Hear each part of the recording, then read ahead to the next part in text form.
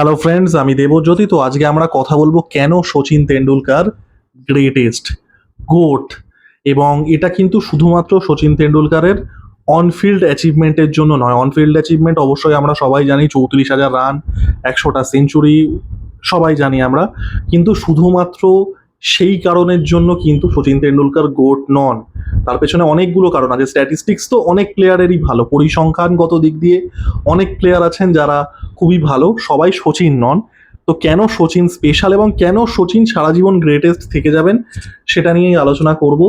তো সচিন তেন্ডুলকারের জন্ম, বড় হয়ে ওঠা সবাই জানেন শিবাজি পার্কে 2 BHK ফ্ল্যাটে জন্ম। তার বাবা একজন কবি ছিলেন। তারপরে শারদাশ্রম, রমাকান্ত আচারেকার, বিনোদ কাম্বলির সাথে পার্টনারশিপ, আমরা সবাই জানেন। আমি আপনাদেরকে অন্য একটা দিকে নিয়ে যাব, সেটা হচ্ছে সেই সময় ভারতবর্ষের অবস্থা। এই যে সময় সচিন তেন্ডুলকার উঠে আসছেন স্কুল ক্রিকেটে 1987-এ, তারপরে 1988-এর ডেবিউ করছেন তিনি, এবং তিনটেতেই মানে আমাদের যে তিনটে আর কি কম্পিটিশন আছে, দিলীপ ট্রফি, রঞ্জি ট্রফি আর ইরানি ট্রফি, তিনটেতেই ডেবিউতে সেঞ্চুরি করছেন। এবং 16 বছর বয়সে তার ডেবিউ হচ্ছে পাকিস্তানের এগেনস্টে। অ্যাকচুয়ালি তার ডেবিউ হওয়া কথা ছিল 1989 নভেম্বরে, তার ডেবিউ হচ্ছে 16 বছর বয়সে। তারও আগে 1989 জানুয়ারিতে মানে ভারতের টিম ওয়েস্ট ইন্ডিজ গেছিল, সেই সময়ই তার সিলেকশন হয়ে গেছিল। কিন্তু কিন্তু সচিনকে ফাইনালি সিলেক্ট করা হয়নি, যাতে ওই পেস বোলিং, যদি সেই সময় ওয়েস্ট ইন্ডিজের টিমের 4জন পেস বোলার থাকতো মারাত্মক ফাস্ট, যদি বাই চান্স কোনো রকম চোট আঘাত হয়ে যায়, তো সেই জন্য তাকে সিলেক্ট করা হয়নি। মানে তাতে আর কিন্তু মানে 16-র আগেই ডেবিউ হয়ে যাওয়ার কথা ছিল, এগুলো আপনারা সবাই জানেন। 1989-এ ইন্ডিয়ার অবস্থা কিরকম? 1989-এ ইন্ডিয়ার অবস্থা কিন্তু খুবই খারাপ। আমাদের পাশের দুদিকে দুটো দেশের অবস্থা এখন যা দেখতে পাচ্ছেন, বিশেষ করে পাকিস্তানের যে অবস্থা ইকোনমিক্যালি, 80s-এ কিন্তু ভারতের অবস্থা তাই ছিল। একটা ক্লোজড ইকোনমি, সিউডো একটা সোভিয়েত একটা কলোনি, সে এটা আমরা অস্বীকার করতে চাইলেও একটা সোশিয়ালিস্ট স্টেট। কোনো ইকোনমিক গ্রোথ নেই, কোনো ফরেন ইনভেস্টমেন্ট নেই, রেড টেপিজম চলছে, যেটাকে লাইসেন্স রাজ বলে, এগুলো চলছে। 1989-এ সচিন তেন্ডুলকারের ডেবিউ হচ্ছে। 1991-এ হচ্ছে ইকোনমিক লিবারেলাইজেশন। ভারতবর্ষ নতুন তাদের পৃথিবীর কাছে নিজেদের দরজা খুলে দিচ্ছে, বিদেশি ব্র্যান্ড আসা শুরু করছে, বিদেশি ইনভেস্টমেন্ট, ফরেন ইনভেস্টমেন্ট আসা শুরু হচ্ছে, মানুষের রোজগার বাড়ছে, মানুষের স্ট্যান্ডার্ড অফ লিভিং বাড়ছে, এবং ভারতবর্ষ তার ফেস পাচ্ছে। শুধু ভারতীয় ক্রিকেট নয়, ভারতবর্ষ, এই যে নতুন ভারতবর্ষ 1990s-এর, কারণ যেটা আবারও বললাম 80s-এ কিন্তু ভারতবর্ষের কন্ডিশন খুবই খারাপ ছিল। 1990s-এ এই যে নতুন ভারতবর্ষ, লিবারেলাইজড ভারতবর্ষ, তার প্রথম ফেস হচ্ছে সচিন তেন্ডুলকার। আমি আমার মুভি রিভিউ চ্যানেলে অনেকদিন আগে একটা ভিডিও বানিয়েছিলাম, SRK জন্মদিনের দিন আমি এই কথাগুলোই বলেছিলাম যে লিবারেলাইজেশন। আমরা একটা কথা খুব বলি, American dream, this is the Indian dream. একজন মিডল ক্লাস ছেলে, সাধারণ দেখতে, ছোটখাটো হাইট আর মেয়েলি গলার আওয়াজ, he is becoming the face of India. 1990-এ প্রথম সেঞ্চুরি ম্যানচেস্টারে, তারপরে 1992-এ দুটো ফেমাস সেঞ্চুরি, যেটা সচিন তেন্ডুলকারকে কোথাও গিয়ে গ্লোবাল স্টেজে প্রমিনেন্স দিচ্ছে। অস্ট্রেলিয়ার এগেনস্ট একটা সিডনিতে, যেটাতে রবি শাস্ত্রীও 200 করেছিলেন, তারপরে পার্থে সেই বিশ্ববিখ্যাত সেঞ্চুরি ফার্স্ট পিচে, তারপরে 1993-তে যেটা মানে যেটাকে ব্রাউন ওয়াশ বলা হয়, যেটা ইংল্যান্ডকে 3-0 হারাচ্ছে ভারতের মাঠে, সেখানে 165 তিনি করছেন, তার ভারতে প্রথম century. He is becoming the face of Indian cricket. এবার আপনারা 1990s-এর ইন্ডিয়ান টিমটা দেখে নিন, it was not a strong team. আমরা যে আমরা যে ব্যাটিং অর্ডারটা দেখতে পাই, VVS লক্ষ্মণ, সৌরভ গাঙ্গুলি, বীরেন্দ্র সেহবাগ, তারপরে সচিন, রাহুল দ্রাবিড় অবশ্যই, এটা কিন্তু লেট 90s, মানে 1996 থেকে তাদের ডেবিউ হচ্ছে। বাট তারা ডেবিউ করেই তো যে রান করা শুরু করছেন তা তো না, এটা কিন্তু আর্লি 2000s থেকে এই যে কম্বিনেশনটা, এই FAB5 যেটাকে আমরা বলি, এটা কিন্তু মানে ওই লেট 90s-ও আমি বলবো না, আর্লি 2000s থেকে কিন্তু সেইভাবে পারফর্ম করা শুরু করছে। অবভিয়াসলি সেহবাগের ডেবিউ হচ্ছে 2001-এ, তার আগে Laxman as a opener try করেছিলেন, সাকসেসফুল হয়নি। Dravid was inconsistent, Sourav Ganguly. তো 90s-এ Sachin Tendulkar was all alone. Sachin Tendulkar যখন ব্যাট করছে, তখন ভারত জেতার আশা আছে। সচিন তেন্ডুলকার ব্যাট না করলে, যখন আউট হয়ে যাচ্ছে, ভারতের আশা শেষ। আপনারা আপনাদের বাড়ির বড় লোকে, মানে যারা একটু বয়স্ক, যারা 90s-এ ক্রিকেট দেখেছে, জিজ্ঞাসা করতে পারেন, লোকে সচিন তেন্ডুলকার বিয়ে করলে বন্ধ করে দিত টিভি। এগুলো আমার নিজের মার মুখ থেকে শোনা, আমি তো তখন জন্মাইও নি, এগুলো আমার মার মুখ থেকে শোনা। Sachin Tendulkar was the hope. 16 বছর বয়সে শুরু করছে সচিন তেন্ডুলকার, এমনি বেবি ফেসড একটা চেহারা, এবং তার এই যে মানে হয় না, মানে আমাদের ভারতীয়দের কাছে হয়তো কোনোদিনই তার বয়সটা বাড়েনি, সবাই তাকে ওই মানে বাড়ির ভাইয়ের মতো, যারা ধরুন মানে যারা একটু বড় তারা নিজেদেরকে ভাইয়ের মতো দেখছে, যারা মাতৃস্থানীয় তারা তাকে সন্তানের মতো দেখছে। হি ওয়াজ অলওয়েজ দ্যাট ফিগার। এবং মানে অকল্পনীয় একজন ক্রিকেটার। আমি একটা ছোট্ট স্ট্যাটিস্টিক্স দিচ্ছি কতটা ডিপেন্ডেন্ট ছিল ভারতবর্ষ। এবং আমি তো ম্যাচ ফিক্সিং ফ্যাচ ফিক্সিং আমি পরে আসছি। 2023 সালে বিরাট কোহলি পৃথিবীর সব থেকে বড় ব্যাটসম্যান, তার 34-35 বছর বয়স, 765 রান করছেন ওয়ার্ল্ড কাপে, যেটা ঘরের মাঠে হচ্ছে। বিরাট কোহলি টিমের কত পার্সেন্ট রান করেছিল বলুন তো? 24 পয়েন্ট সামথিং, 24.25 আই গেস। 1996 সালে যখন ভারতবর্ষে বিশ্বকাপ হয়েছিল, ভারতবর্ষ পাকিস্তান আর শ্রীলঙ্কাতে, সচিন তেন্ডুলকর কত পার্সেন্ট রান করেছিল বলুন তো? 36%, 36%, দ্য হাইয়েস্ট এভার। তার বয়স কত? 23। ডিপেন্ডেন্স বুঝতে পারছেন? 23 বছর বয়সে 36% রান। সেমিফাইনালটা এখনো স্কোর কার্ড দিয়ে দেখে নিন। সচিন ইয়ে করার পরে, সচিন আউট হওয়ার পরে ব্যাটিং কোলাপস হয়ে যাচ্ছে, তারপরে তো ইডেনের ক্রাউড তো একটা দাঙ্গা টাইপের করে দিচ্ছে, আগুন ফাগুন লাগিয়ে দিচ্ছে, সেটা আমি বাদ দিচ্ছি। ডিপেন্ডেন্স। আর কে ছিল? আজারউদ্দিন ওয়াজ ইনকনসিস্টেন্ট। প্রচুর লোকের আমি দেখেছি মোহাম্মদ আজারউদ্দিন সম্পর্কে একটা মানে খুবই একটা নস্টালজিয়া টিন্টেড একটা ভিউ আছে। আপনারা স্ট্যাটিস্টিক্স দেখে নিন। আমি তো মোহাম্মদ আজারউদ্দিনকে ব্যাটিং করতে দেখিনি। আমার ইয়ের আগেই আর কি তিনি ভেঙে যান আর কি ওই ম্যাচ ফিক্সিং করে। আমার 2004 সাল থেকে খেলা দেখা শুরু। আপনি মোহাম্মদ আজারউদ্দিনের ব্যাটিং রেকর্ড দেখে দিন, ইন্ডিয়ার বাইরে জীবনে রান পায়নি। ইন্ডিয়া আর ইংল্যান্ডে বোধহয় একটা সিরিজ ভালো করেছে 1990-তে, যেটা ওই সচিন তেন্ডুলকারের প্রথম সেঞ্চুরি আসছে। তারপর দিয়ে কোথাও রান পায়নি। অন্যান্য ব্যাটসম্যান যারা ছিল দেওয়ার ইনকনসিস্টেন্ট। বিনোদ কামলি 2টো ডাবল সেঞ্চুরি করেছিল কেরিয়ারের শুরুতে, তারপরে ফিজল আউট করে যাচ্ছে।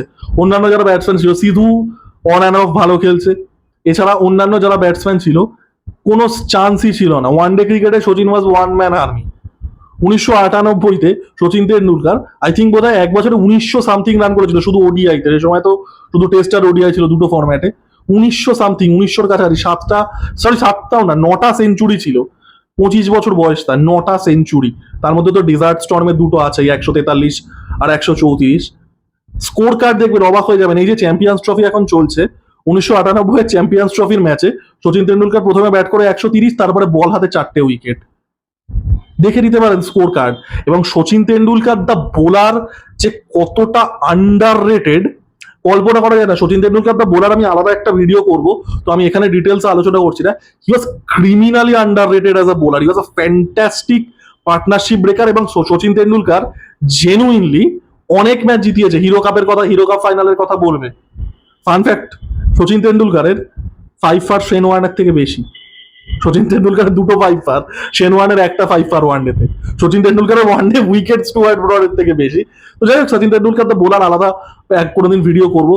হি was a one man army. এবং যেটা বললাম যে লোকে ওই জন্যই দেখতে বসতো, একটা কালেকটিভ 1 বিলিয়ন দেশের। আমরা এই কথাগুলো বলি, আপনি ভাবুন একটা 23-24 বছরের ছেলে। সচিন তেন্ডুলকার যখন 2000 সাল আসছে তখন সচিন তেন্ডুলকারের বয়স 27, আমার এখনকার বয়সের থেকে কম। অকল্পনীয়, অকল্পনীয় ক্রিকেটার। এবং এই জন্যেই মানে কোনোদিন বিরাট কোহলির সাথে, ধোনির সাথে, তারপরে আর যাই আসুক, জয়সওয়াল, গিল যত রানই করে নিক, কেউ কিন্তু এটা করতে পারবে না। ভারতবর্ষের সেই সময় কিন্তু ক্রিকেটের টাকা ছিল না। Sachin Tendulkar brought that money, সেটা আমি পরে আসছি। সেই সময় কিন্তু ভারতীয় ক্রিকেটের টাকা ছিল না। এখনকার যে জেনারেশনটা খেলে তারা প্রিভিলেজড একটা generation. BCCI financial power house, IPL থেকে এত টাকা আসে, ব্রডকাস্টিং ডিল হাজার হাজার কোটি টাকা পাচ্ছে, তারা এত ওয়েল পেড। সচিন তেন্ডুলকারের সময় কিন্তু এগুলো ছিল না। সচিন তেন্ডুলকার ব্রড মানি। 1996 সালে সচিন তেন্ডুলকার মার্ক মাসচেরানোসের সাথে যে ডিলটা সাইল্ড করছেন, World Telecommunications, that was the first big endorsement deal by a cricketer. সেখান থেকে দরজা খুলে যাচ্ছে। পেপসির সাথে একটা ফেমাস অ্যাড আছে পেপসির, যে nothing official about it, 1996 world কাপে সেটা আসছে। He was the person that brought money. মানে আমি যেটা বললাম না যে অনফিল্ড পরিসংখ্যান প্রচুর লোকের আছে, বাট এই যে আনুষাঙ্গিক জিনিসগুলো, যে একটা দেশের আপনি একটা কালেকটিভ, একটা 100 কোটির বেশি মানুষের একটা স্বপ্ন, একটা কালেকটিভ ফর্ম, আপনি সেটাকে মানে আমাদের যদি ইন্ডিয়াকে অ্যাজ আ 1990s বা 2000s-এও এই যে নতুন যে ইন্ডিয়াটা উঠে আসছে, একটা যদি ফিগার দিয়ে ডিফাইন করতে বলা হয় সেটা সচিন তেন্ডুলকার।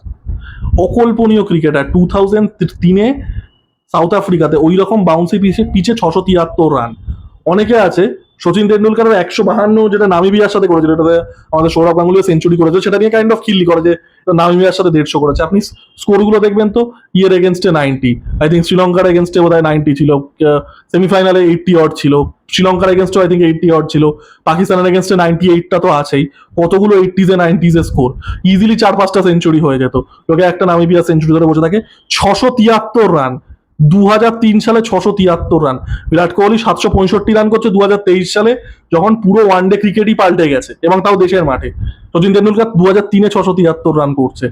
সচিন তেন্ডুলকারের সাথে কারোর কম্পেয়ার হয় না। আমি 2004 সাল থেকে দেখেছি, তারপর থেকেই সচিন তেন্ডুলকারের কত ইনিংস আছে আমার মানে গুনে শেষ করতে পারবো না। 175 আছে অস্ট্রেলিয়ার সাথে, এটাতে ইন্ডিয়া 3 রানে চোখ করে যাচ্ছে, পুরো ইন্ডিয়ার দোষ। লাস্টে গিয়ে জিততে পারছে না, 350 আই থিঙ্ক চেস করছিল। 163 আছে নিউজিল্যান্ডের এগেনস্টে, যেখানে সচিন তেন্ডুলকার রিটায়ার্ড হার্ট হয়ে যাচ্ছে, এটা তার প্রথম 200 হওয়ার আগে, ওয়ানডেতে প্রথম 200-র আগে। ওই ম্যাচটা যদি রিটায়ার্ড হার্ট না হতো, ওটাই প্রথম 200 হতো, ড্যাম শিওর। তারপরে তো সাউথ আফ্রিকার এগেনস্টে গাওয়ালিয়ারের প্রথম 200 হচ্ছেই। টেস্টে 2008 থেকে 2011 সচিন তেন্ডুলকারের রেকর্ড দেখে নিন, কারণ 2004 থেকে 2007 ওই সময়টা সচিন তেন্ডুলকারের কেরিয়ারের একটা ডিপ ফেজ এসেছিল, কারণ টেনিস এলবো ইনজুরি, গ্রেগ চ্যাপেলের কন্ট্রোভার্সিটা হচ্ছে বিভিন্ন কারণে, এবং সেই সময় Rahul Dravid was the number 1 batsman. 2008 থেকে 11 দেখে নিন, এক্সট্রাঅর্ডিনারি ক্রিকেটার। কোনোদিন ভারতীয় ক্রিকেটে এরকম ফিগার কিন্তু আর উঠে আসবে না। এবং যেটা আমি বারবার করেই বলছি, যে আপনাকে এটা বুঝতে হবে যে কালেকটিভলি সচিন তেন্ডুলকার কি রিপ্রেজেন্ট করছে। হোপ অফ 1 বিলিয়ন পিপল, মানে সচিন তেন্ডুলকারের যে সিনেমাটা আছে, Sachin Tendulkar billion dreams, that is the exact thing. যে 1 বিলিয়ন মানুষের, 100 কোটি মানুষের স্বপ্ন, এই যে নতুন ইন্ডিয়া, এটার ফেস একজন মিডল ক্লাস, খুবই সাধারণ ঘর থেকে উঠে আসা ছেলে এটা হয়ে যাচ্ছে। আমি যেটা বললাম না, যে আমরা আমেরিকান ড্রিম বলি, দিস ইজ ইন্ডিয়ান ড্রিম। মানে অনেকে সচিন তেন্ডুলকারের রেকর্ডে অনেক কিছু বার করবে, এই ওই সেই, এই অ্যাভারেজ, এই অমুকের থেকে অ্যাভারেজ কম, তমুকের থেকে স্ট্রাইক রেট কম। সচিন তেন্ডুলকার শুধুমাত্র পরিসংখ্যানের জন্য গ্রেটেস্ট নন, এই আনুষাঙ্গিক জিনিসগুলোর জন্য তিনি ভারতকে একটা আইডেন্টিটি দিচ্ছেন। তিনি এমনি যদি ক্রিকেটের পিওরলি কমার্শিয়ালাইজেশন বলি, সচিন তেন্ডুলকার ওয়াজ the person that ব্রট serious money in cricket. তার আগে ক্রিকেটে টাকা ছিল না। পুরো পুরো জিনিসটা এইগুলোর জন্য, পুরো জিনিসটার জন্য 24 বছর ধরে করছে।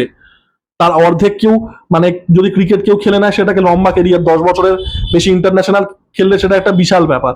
24 বছর ধরে একটা লোক খেলছে, মানে India grew up with Sachin Tendulkar. একটা জেনারেশন আমি বলবো না, multiple generation grew up with Sachin Tendulkar. Sachin Tendulkar কিন্তু গ্রেটেস্ট শুধুমাত্র পরিসংখ্যানের জন্য নয়, পরিসংখ্যানও কোনোদিন ব্রেক হবে না, 34,000 রান কোনোদিন ব্রেক হবে না, 100টা সেঞ্চুরি বিরাট কোহলি যদি ব্রেক করতে পারে, তা না হলে কোনোদিন ব্রেক হবে না, টোটাল যা ম্যাচ খেলেছে কোনোদিন ব্রেক হবে না। বাট এইগুলো শুধুমাত্র সচিনকে কিন্তু গ্রেটেস্ট বানায় না, তার বাইরের জিনিসগুলো বানায়। তো আপনারা আমার ভিডিওটা কেমন লাগলো জানাবেন, এবং আপনাদের কি বক্তব্য, আমি শুনতে ইন্টারেস্টেড হবো। আপনারাও কি সচিনকে গ্রেটেস্ট মনে করেন, না আপনারাও ওই স্ট্যাটিস্টিক্স গত দিক দিয়ে হয়তো বলবেন বিরাট কোহলি এগিয়ে, বা অমুক ব্যাটসম্যান এগিয়ে, বা তমুক ব্যাটসম্যান এগিয়ে? জানাতে ভুলবেন না। আমি নতুন যে আমার ক্রিকেটের চ্যানেল, সেটার আমি লিঙ্ক দিয়ে দেবো। Thank you.